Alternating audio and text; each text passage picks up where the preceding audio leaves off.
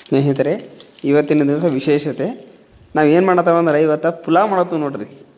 ಹೆಣ್ಮಕ್ಳಿದ್ದಾಗ ಮನ್ಯಾಗ ಅಡಿಗೆ ಪಲ್ಯ ತೀರಿದಾಗ ಪಲ್ಯ ಮಾಡಕ್ಕೆ ಏನೂ ಇಲ್ದಾಗ ಏನು ಮಾಡ್ಬೇಕಂದ್ರೆ ಗಂಡು ಮಕ್ಳು ಅಡಿಗೆ ಅಂತ ಇರಬೇಕು.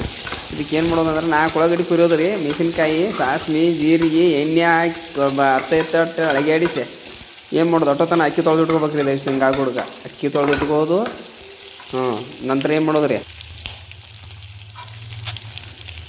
ಮೆಣಸಿನ್ಕಾಯಿ ಒಂದು 4 ಹಾಕೋದ್ರಿ. ಮೆಣಸಿನ್ಕಾಯಿ ಒಂದು 4 ಹಾಕೋದು.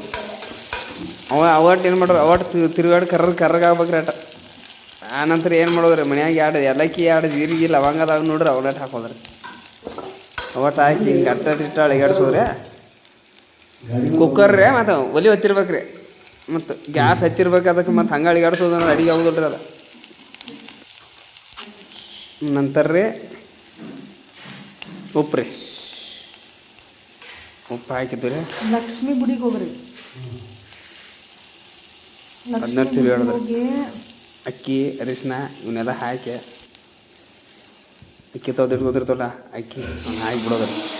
ಹಾಕಿ ತಿರುಗಾಡಿ 3 ಕುಕ್ಕರ್ 3 ಸಿಟಿ ಆಗೋ ಮಾಟ ತಿರುಗಾಡೋದ್ರಿ. 3 ಸಿಟಿ ಆಯ್ತು. 3 ಸಿಟಿ ಆದ ತಕ್ಷಣ ರೀ ಪುಲಾವ್ ರೆಡಿನ. ಸಿಟಿ ಆಗ್ಬೇಕ್ರಿ. ಮತ್ತು ಸಿಟಿ ಹಂಗೆ ಇಳಿಸ್ಬಿಡಿದ್ರೆ ಆರಿದ ಬೆಳಗ್ಗೆ ತೆಗಿಬೇಕ್ರಿ. ಡಮ್ ಅಂತ ಇದು ಮಾತು. ಆಮೇಲೆ ಅನ್ನ ಆತು ನೋಡ್ರಿ, ಉಣ್ಣೊಂಬರಿ. ಇದ ನೋಡ್ರಿ ವಿಶೇಷತೆ, ಗಂಡು ಮಕ್ಕಳು ಅಡಿಗೆ ಅಂತಾರೆ ಅದು.